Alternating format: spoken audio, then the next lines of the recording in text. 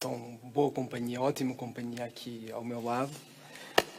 Agradecer à organização e em especial, obviamente, à Manuela e também ao Sílvio, e agradecer a presença do público, não só aqui nesta mesa, que é nossa, mas a presença constante, que a mim não deixa de me surpreender e de me fazer feliz de vos ver aqui. O tema que nos foi proposto é sobre abismos que voam os poetas a partir de A Vida na Selva. Convoca uma imagem que eu considero muito poderosa. Ao preparar esta pequena intervenção, tentei aproximar estas duas palavras, o abismo e a selva.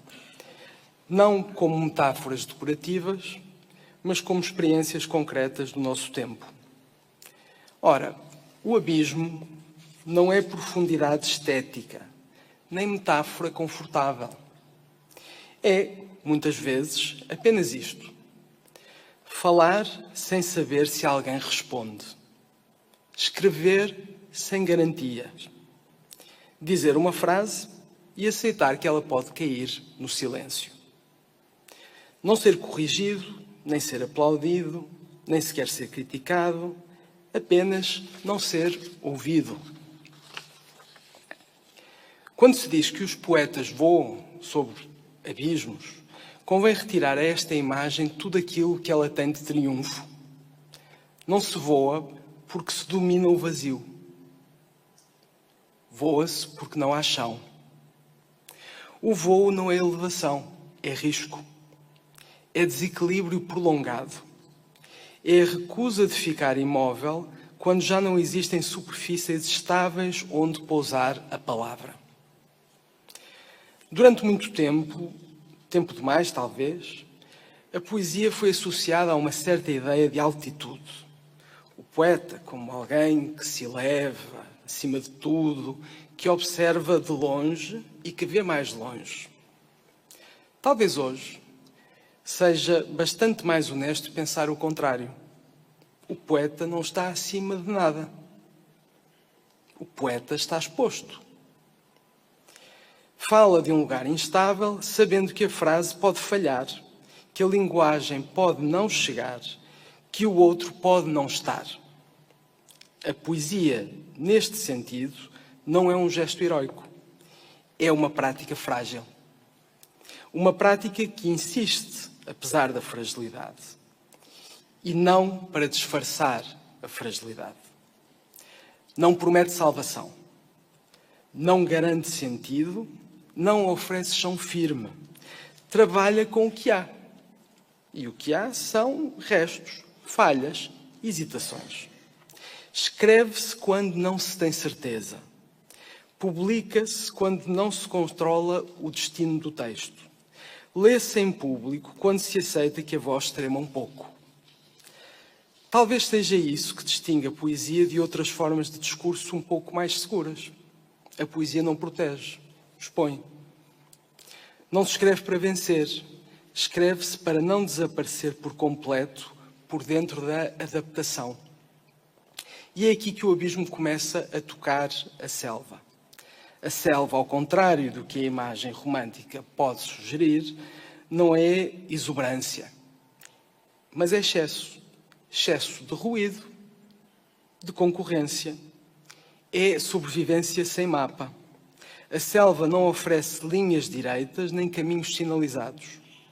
Cresce por acumulação, por sobreposição, por luta permanente, por espaço, por luz, por atenção. O abismo é falha, a selva é excesso. Mas ambos partilham uma coisa essencial. Nenhum deles é neutro. Vivemos numa selva de linguagem acelerada, de discursos prontos, uma selva onde tudo comunica, tudo reage, tudo exige resposta imediata e todos produzem conteúdos. Uma selva onde o silêncio é suspeito, onde a lentidão é erro, onde a complexidade é frequentemente vista como um obstáculo.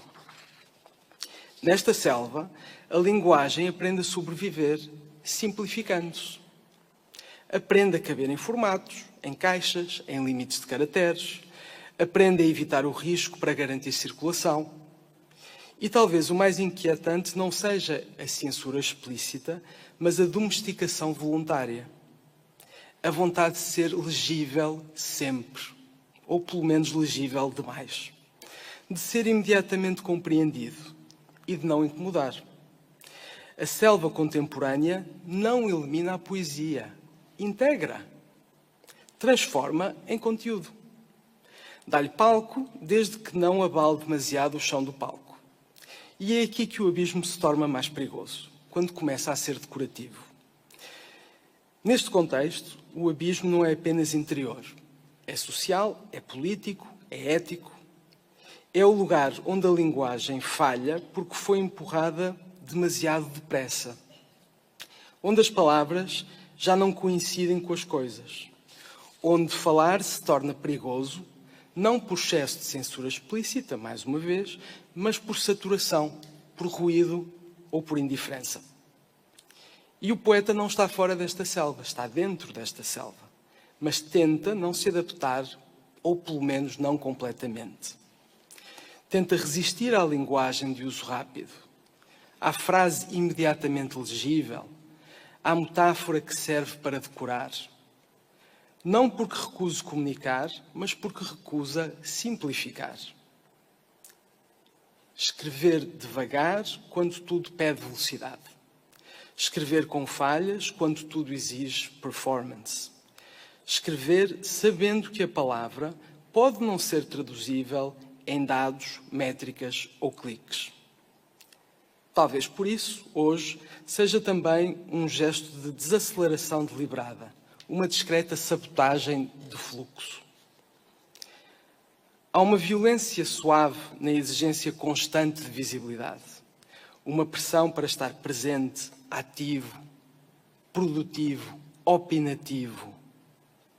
A poesia, quando resiste, não responde a essa convocatória com eficiência. Responde com intervalo, responde com opacidade. Nem tudo o que é dito precisa de ser imediatamente útil. Nem tudo o que é escrito precisa de ser otimizado. Há palavras que devem permanecer difíceis, não por elitismo, mas por fidelidade à complexidade do real. A posição do poeta de hoje, melhor, a posição do poeta hoje, não é de profeta nem de sábio. É de alguém que se mantém desconfortável.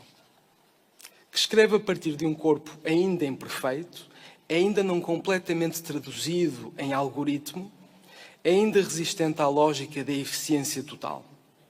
Escrever nestas condições não é insistir num privilégio, é assumir uma responsabilidade, a de não tornar a linguagem completamente inofensiva.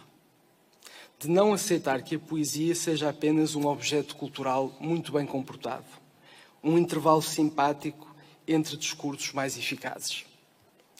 A poesia não serve para decorar o mundo, não serve para o tornar mais aceitável, não serve para anestesiar o conflito. E quando o faz, deixa de ser necessário. Enquanto houver abismos, falhas de sentido, zonas de silêncio, experiências que não cabem no discurso dominante, a poesia tem um lugar, não como solução, mas como exposição. Talvez por isso os poetas continuem, então, como dizia o título, a voar sobre abismos. Não porque gostem de perigo, mas porque recusam a ilusão de um chão que já não existe. E porque sabem que quando a linguagem se torna completamente segura, algo essencial deixou de respirar. Olé!